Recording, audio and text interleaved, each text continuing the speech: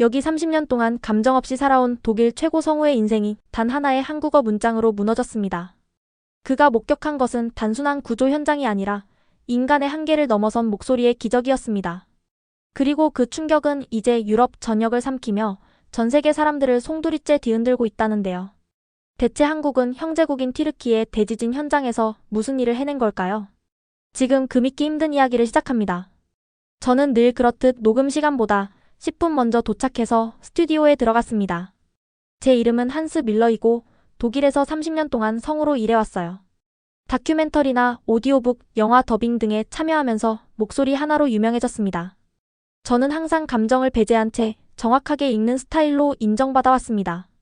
스튜디오는 어둡고 조용했어요. 제가 가장 편안함을 느끼는 환경이었죠. 헤드폰 너머로 오디오 감독 요한이 인사를 건넸고 저는 평소처럼 준비됐다고 답했습니다. 오늘 작업은 터키 지진에 대한 뉴스 보도에 독일어 더빙을 입히는 일이었습니다. 사망자가 5만 명이 넘는 비극이었지만 저에게는 또 하나의 일로 느껴졌습니다. 읽는 동안 화면에서는 무너진 건물, 구조 작업, 울고 있는 사람들의 영상이 재생되고 있었어요. 그런데 한국 구조팀이 나오는 장면에서 한 구조대원이 먼지와 땀으로 얼룩진 얼굴로 인터뷰를 받고 있었고 그가 112시간 동안 잠도 자지 않고 일하고 있다는 자막이 떴습니다. 저는 그 대사를 읽기 전에 요한에게 원음부터 들어보고 싶다고 요청했어요. 요한은 의아해했지만 틀어줬고 그 구조대원은 이렇게 말했어요. 이 고통도 결국엔 지나가요. 조금만 더 버텨주세요. 끝까지 포기하지 않을 겁니다. 그 목소리를 들은 순간 제 안에서 아주 오랜만에 이상한 감정이 올라왔어요. 말은 이해하지 못했지만 그 소리에 따뜻함과 다정함이 묻어 있었어요. 그걸 흉내내 보려 했지만 독일어 번역본을 읽을 때는 그 느낌이 도저히 살지 않았습니다. 요한은 평소처럼 감정을 배제하라고 했지만 저는 구조대원의 말투가 특별했다는 말을 꺼냈어요. 하지만 그는 그런 감정보다는 객관성이 중요하다고 했습니다. 작업을 마치고 짐을 챙기던 중 저는 요한에게 그 구조대원의 목소리가 인상 깊었다고 다시 말했어요. 그는 이해하지 못하는 눈치였지만 제겐 뭔가 분명히 달라졌다는 느낌이 남아있었습니다. 지하철을 타고 집으로 돌아가던 길, 저는 무의식적으로 그 한국어를 흉내내고 있었어요. 이 고통도 결국엔 지나가요. 조금만 더 버텨주세요. 지하철 안에 한 노인이 놀란 듯 저를 쳐다봤고 저는 바로 조용해졌습니다. 공공장소에서 연습을 한 건 처음이었어요. 창밖으로 지나가는 어두운 터널을 바라보았습니다. 7해 전 제 아내 마리아가 뇌종양으로 세상을 떠났어요. 그 이후로 제 삶은 마치 이 지하철 터널처럼 느껴졌습니다. 어둡고 차가우며 방향조차 바꿀 수 없는 고정된 경로 위에 있는 듯 했어요. 저는 일에 파묻혔고 감정을 닫아버렸습니다. 제 딸 하나와 같은 집에 살고 있었지만 우리는 의미 있는 대화를 거의 나누지 않았습니다. 그런데 어느 날 갑자기 한 외국인의 목소리가 제 얼어붙은 마음에 균열을 낸 겁니다. 이해할 수도 없는 언어였는데 그 안에서 따뜻함을 느꼈고 그게 저를 두렵게 만들었어요. 집에 도착하니 하나가 부엌에서 파스타를 만들고 있었어요. 오늘 일은 어땠어요? 하나는 냄비를 저으면서 눈길도 주지 않고 물었어요. 우리가 매일 나누던 형식적인 대화였죠. 그냥 그랬어. 무심코 대답했지만 무슨 생각이 들었는지 말을 이어갔습니다. 오늘 재미있는 걸 들었어. 하나는 놀란 듯 고개를 들었어요. 평소 같지 않은 분위기였으니까요. 뭔데요? 한국 구조대원의 목소리였는데 말을 하며 스스로도 이상하게 느껴졌어요. 그 한국어 발음이 뭔가 따뜻했어. 하나가 웃거나 무시할 줄 알았는데 그녀의 눈이 반짝였어요. 한국어 어미가 따뜻하게 들렸어요? 그게 무슨 말이에요? 저는 기억을 더듬어 소리를 흉내냈어요. 이 고통도 결국엔 지나가요. 조금만 더 버텨주세요. 하나는 잠시 저를 바라보다가 갑자기 숟가락을 내려놓고 제게 다가와 포옹했어요. 왜 이래? 저는 당황해서 굳어버렸죠. 그냥요. 하나는 미소를 지으며 말했어요. 오늘은 아빠가 뭘 했는지가 아니라 뭘 느꼈는지를 얘기해줘서 좋아요. 우리는 식탁에 마주 앉아 식사를 했고 저는 오랜만에 마음속의 얼음이 아주 조금 녹기 시작한 듯한 느낌을 받았습니다. 그날 밤 저는 좀처럼 잠들 수 없었어요. 구조대원의 따뜻한 한국어 목소리가 머릿속에 계속 맴돌았고 겨우 잠들었을 땐 이해할 수 없는 말들이 오가는 꿈을 꿨습니다. 다음 날 아침 거실에 나가보니 하나가 노트북 앞에 앉아 있었어요. 저를 보자 노트북 화면을 돌려 보여주며 2025 한국어 열풍조사 결과라는 제목의 기사를 보여줬습니다. 전 세계인의 75.4%가 한국어에 긍정적인 감정을 갖고 있다는 내용이었고, 최근 가장 배우고 싶은 언어로 한국어가 손꼽힌다는 조사 결과도 나와 있었어요.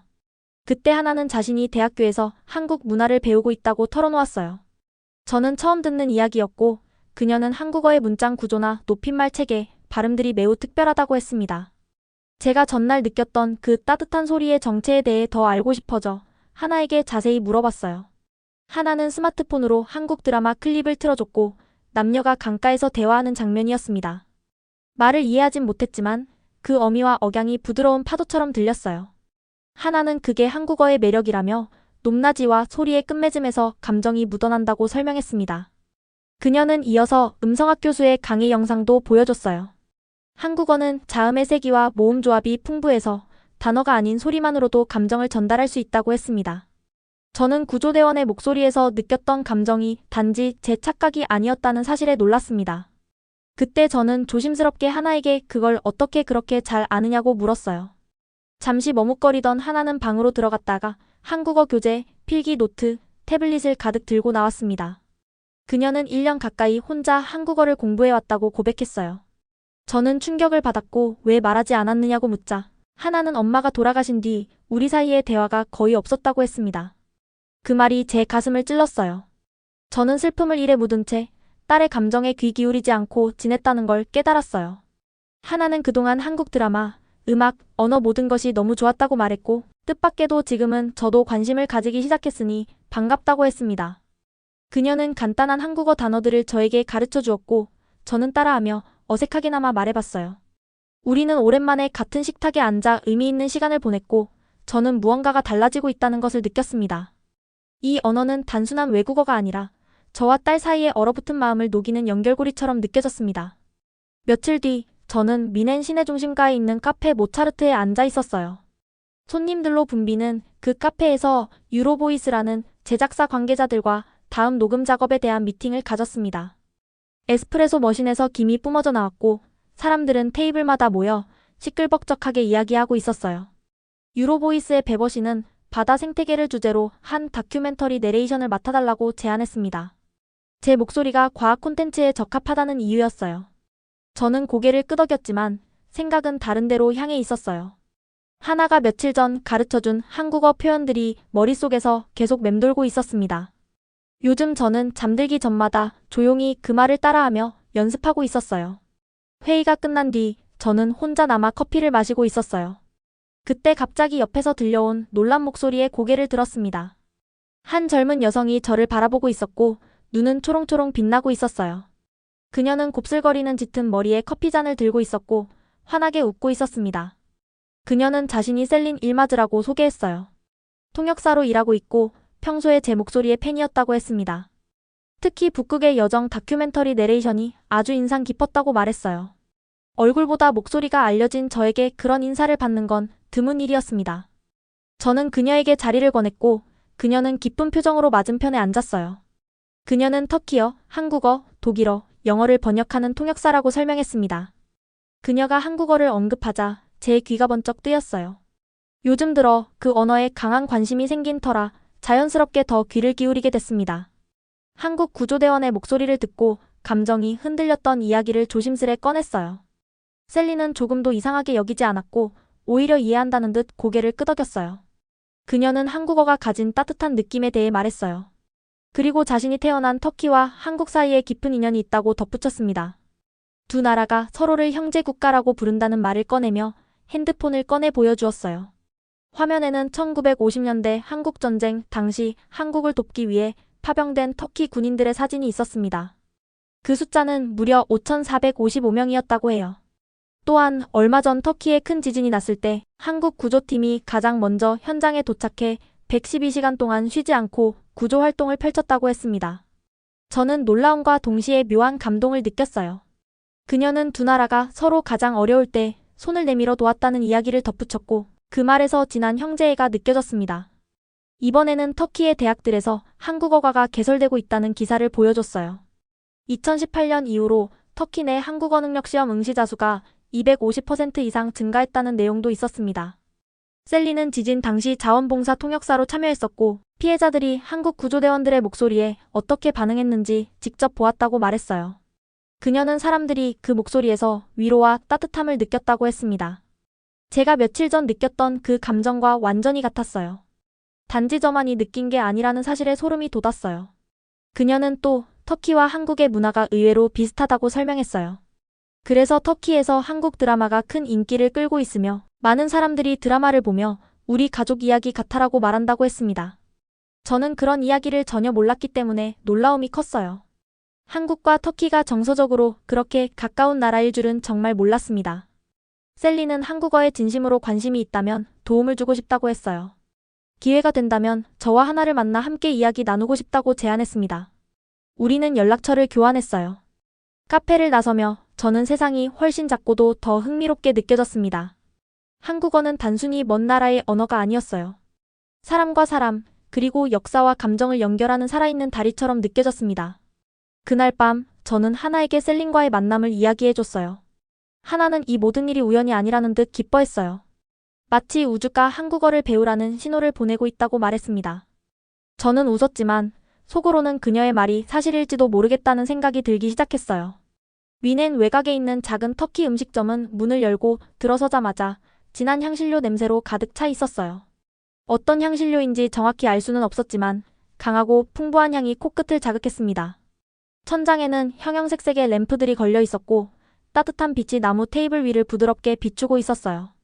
저와 하나는 약속 시간보다 조금 일찍 도착했지만 셀리는 이미 구석자리에서 손을 흔들고 있었습니다. 밝은 얼굴로 반겨주었고 하나는 한국어 노트까지 챙겨와 들뜬 모습이었습니다. 하나는 이번 만남을 일주일 내내 손꼽아 기다렸다고 했고 저도 모르게 동의하고 있었어요. 사실 최근 몇 년 동안은 어떤 일도 기대한 적이 거의 없었습니다. 셀리는 태블릿을 꺼내더니 오늘 보여주고 싶은 게 있다며 말을 꺼냈습니다. 서로 수천 킬로미터 떨어져 있는 터키와 한국이 왜 사촌 같은 사이처럼 느껴지는지를 보여주고 싶다고 했습니다. 첫 번째로 보여준 사진은 터키에 있는 셀린의 가족 주방이었습니다. 처음엔 전혀 낯설 거라 생각했지만 묘하게 익숙한 느낌이 들었어요. 싱크대 옆에 걸린 행주나 조리대 위에 정리된 향신료 통들을 보며 한국의 가정집 주방과 크게 다르지 않다는 생각이 들었습니다.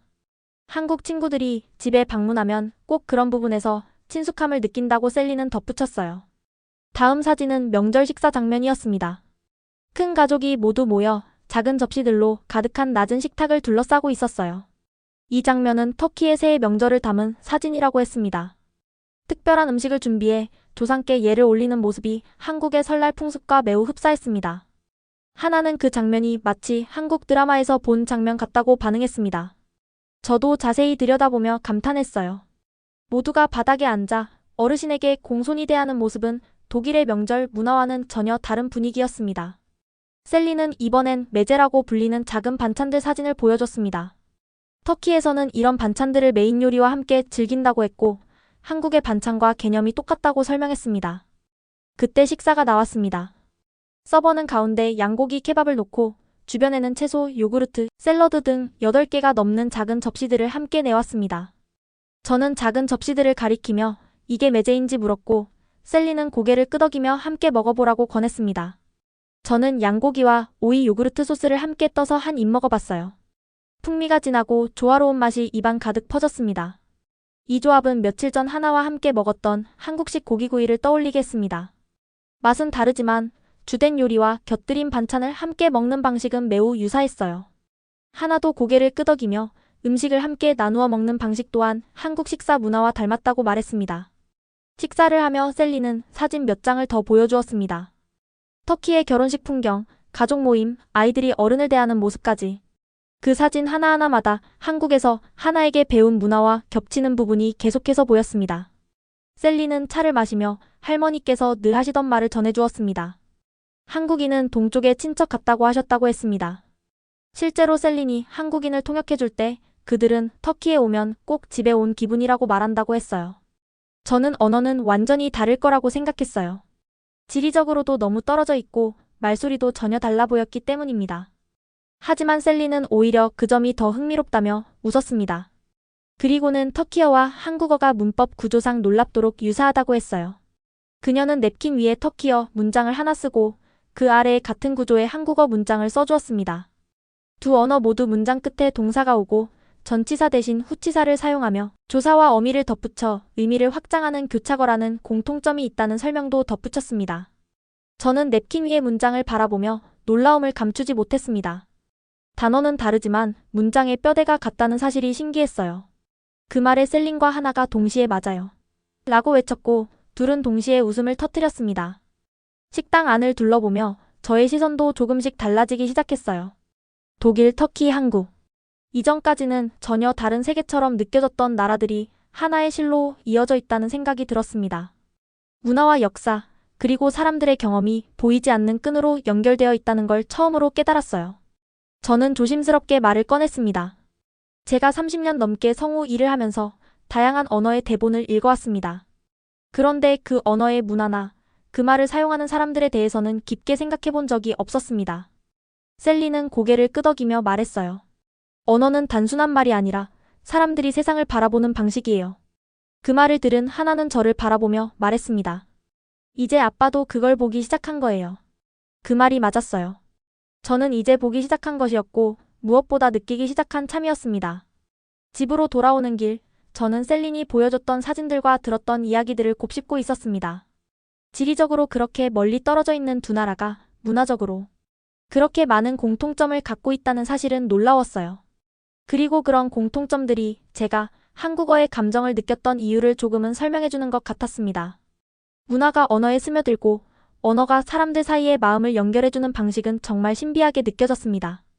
그날 이후 저는 한국어에 대한 호기심이 점점 더 커졌고 본격적으로 공부를 시작하기로 마음먹었어요.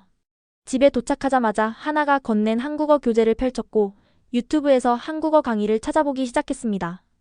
제 서재 벽에는 지금까지 받은 성우 관련 상장과 인증서들이 가득 걸려 있었는데 그 사이에 기초 한국어 회화책을 세워두는 일이 조금 어색하면서도 왠지 설레는 기분이 들었습니다. 마치 새로운 도전을 시작하는 느낌이었어요. 처음에는 발음과 기본 표현부터 따라했습니다. 안녕하세요. 감사합니다. 같은 인사를 계속 반복하면서 익숙하지 않은 소리에 입을 맞춰봤어요. 다행히 성우로서 발음을 다루는데 익숙했기 때문에 기본적인 소리는 비교적 빠르게 익힐 수 있었습니다. 하지만 문법과 어휘로 넘어가면서부터 상황은 달라졌습니다. 한국 드라마를 보던 중 사전에 없는 표현들이 자주 등장했어요. 오운한, 얼주가 같은 단어들은 아무리 찾아봐도 나오지 않았습니다. 하나에게 물었더니 그것들은 신조어라고 했습니다. 새로운 단어들이고 젊은 세대 사이에서만 쓰이는 표현이라는 설명도 덧붙였어요. 저는 고개를 절레절레 흔들며 감탄했습니다. 의미가 완전히 달라지는 줄임말들을 사람들이 이렇게 자연스럽게 만들어 쓰고 있다는 사실이 정말 놀라웠어요. 한국어 신조어의 세계는 끝도 없는 창의성의 바다처럼 느껴졌습니다. 그보다 더 어려운 건 바로 높임말이었습니다. 독일어에도 정중한 표현이 있지만 한국어처럼 복잡하진 않았습니다. 드라마 속에서 연인 사이에도 높임말을 쓰고 가족 사이에서도 상황에 따라 격식을 지키는 모습이 자주 등장했어요. 관계나 상황에 따라 말투가 변하는 이 책에는 매우 섬세하게 느껴졌습니다. 하십시오체, 해요체, 하오체 이게 도대체 뭐지? 저는 교재를 보며 혼란스러워했어요. 하나는 웃으며 설명해줬습니다. 아빠, 이건 교차거 구조예요. 동사나 어미를 어떻게 붙이느냐에 따라 높임 정도가 달라져요. 그래서 문장을 끝까지 들어봐야 어떤 뉘앙스인지 알 수 있어요. 하나가 보여준 토크팔과 몬들리앱의 자료에는 한국어의 교차거적 특징이 잘 정리되어 있었어요. 그 자료를 보면서 제 직업적인 호기심이 자극됐습니다. 저는 성우로서 한국어 문장의 억양과 어미의 진동감 같은 소리에 더 집중해 듣기 시작했어요. 존댓말과 반말 사이의 발음 차이, 감정에 따라 달라지는 문장의 리듬. 정말 신기했습니다. 언어 자체가 마치 음악처럼 느껴졌어요. 하나는 그런 저의 열정을 응원해 주었습니다. 이게 한국어의 매력이에요. 표현의 층이 많아서 감정을 더 섬세하게 전달할 수 있거든요.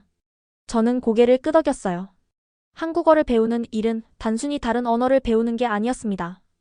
세상을 다르게 바라보는 방법을 배우는 것이었고, 감정을 새로운 방식으로 표현하는 길이었습니다. 이제 저는 더 이상 한국어를 낯설거나 어렵게만 보지 않게 됐어요. 오히려 사람과 사람을 잇는 아름다운 언어로 느껴졌습니다. 독일 성우협회 연례 세미나가 다가오면서 저는 감정 전달 언어라는 주제로 발표를 맡게 되었어요. 어떤 내용을 준비할까 고민하던 중 한국구조대원의 목소리를 처음 들었던 순간이 떠올랐습니다. 그래서 하나와 셀린에게 도움을 받아 당시의 인터뷰 영상과 제가 더빙한 독일어 버전을 비교해 발표 자료를 준비했어요. 발표 당일 베를린 컨벤션 센터 강당은 전국에서 모인 성우들로 가득했습니다. 저는 무대에 올라 한국어가 단어 끝에 진동으로 사람을 감싸는 언어라는 이야기를 시작했어요. 관객들은 의아해했지만 구조대원의 실제 영상과 제 더빙 버전을 나란히 틀자 분위기가 달라졌습니다. 저는 한국어의 높임말, 체계와 감정 표현의 층위, 정과 눈치 같은 개념들이 소리와 억양에 녹아있다는 점을 설명했어요. 30년 동안 저는 완벽한 전달에만 집중했지만 한국어를 접하고 나서 소리는 감정을 담는 그릇이 될 수 있다는 걸 깨달았습니다. 발표가 끝나자 뜨거운 박수가 이어졌고 여러 성우들이 감정 전달의 중요성에 대해 새롭게 인식하게 됐다고 말했어요. ARD 방송국의 오디오 디렉터는 감정이 담긴 목소리가 필요한 프로젝트를 제안했습니다. 발표 후 미넨으로 돌아온 저는 새로운 에너지로 가득 차 있었어요. 여러 방송사에서 연락이 왔고 한국 관련 콘텐츠 더빙 제안도 들어왔습니다. 하지만 진짜 변화는 제 안에서 일어나고 있었어요. 그동안 기계처럼 읽던 대본이 이제는 살아있는 이야기처럼 느껴졌습니다. 며칠 뒤 하나와 셀리는 저를 작은 한국 음식점으로 초대했어요. 붉은 등과 향신료 냄새가 인상적인 그곳에서 하나는 한국어로 주문해보라고 했습니다. 저는 긴장 속에서 안녕하세요. 불고기 2인분 부탁드립니다. 라고 말했고 점원은 환한 미소로 한국어 정말 잘하시네요. 라고 응답해줬어요. 짧은 문장이었지만 그 말 한마디가 제 가슴을 벅차게 만들었습니다. 식사 자리에서 저는 세미나의 경험을 자세히 들려드렸고 셀리는 언어가 단지 소통의 도구가 아니라 문화와 마음을 담는 그릇이라는 말을 해주었어요. 저는 깊이 공감했어요. 그날 이후 제 목소리는 이전보다 훨씬 따뜻해졌고 하나는 그렇게 변한 저를 보며 눈물을 글썽였어요. 그 후 저는 한국문화원이 주최한 한국어 말하기 대회 심사위원으로 초청받았고 다양한 연령대의 독일인들이 진심을 담아 한국어를 말하는 모습을 보며 깊은 감동을 받았습니다. 그리고 얼마 지나지 않아 노르드 미디어로부터 언어의 힘이라는 다큐멘터리 내레이션 제안을 받았어요. 첫 회의 주제가 한국어였고 저는 기꺼이 참여하겠다고 답했습니다. 그날 밤 창밖을 보며 저는 조용히 속삭였어요. 안녕하세요, 마리아. 당신이 떠난 뒤 처음으로 제 목소리에 생명이 돌아왔어요. 한국어 한 문장이 제 인생 전체를 따뜻하게 바꾸고 있었어요. 언어는 단순한 소통의 도구가 아니라 사람의 마음을 움직이고 세상을 바라보는 방식을 바꾸는 힘이 있습니다. 감정을 억누르며 살아왔던 한 남자의 마음을 움직인 것은 뜻조차 모르는 한 문장이었고 그 울림은 그를 딸과 다시 이어주고 낯선 문화와 깊은 공감으로 연결해 주었습니다. 이 이야기를 통해 우리는 깨닫게 됩니다. 진심 어린 말 한마디가 때로는 평생 닫혀있던 마음의 문을 열 수 있다는 것. 그리고 그 말이 어떤 언어로 표현되었든 그 속에 담긴 따뜻함과 진심은 누구에게나 전해질 수 있다는 것을요. 지금 여러분 곁에 누군가에게 따뜻한 한마디를 건네보는 건 어떨까요? 괜찮아요, 다 괜찮을 거예요. 그 말이 누군가의 인생을 바꾸는 시작이 될지도 모릅니다. 오늘의 이야기는 여기까지입니다. 지금까지 시청해주셔서 감사합니다. 오늘도 웃음이 가득한 하루 보내시길 바랍니다. 밝은 마음이 건강과 행복을 불러옵니다. 여러분의 댓글 하나하나가 터치글로벌을 더 재미있는 공간으로 만들어줍니다. 좋아요는 터치, 구독은 글로벌하게. 놓치기 아까운 이야기들, 알림 설정까지 해두시면 가장 빠르게 만나볼 수 있습니다. 오늘도 터치글로벌과 함께 해주셔서 감사합니다. 다음 영상에서 또 만나요.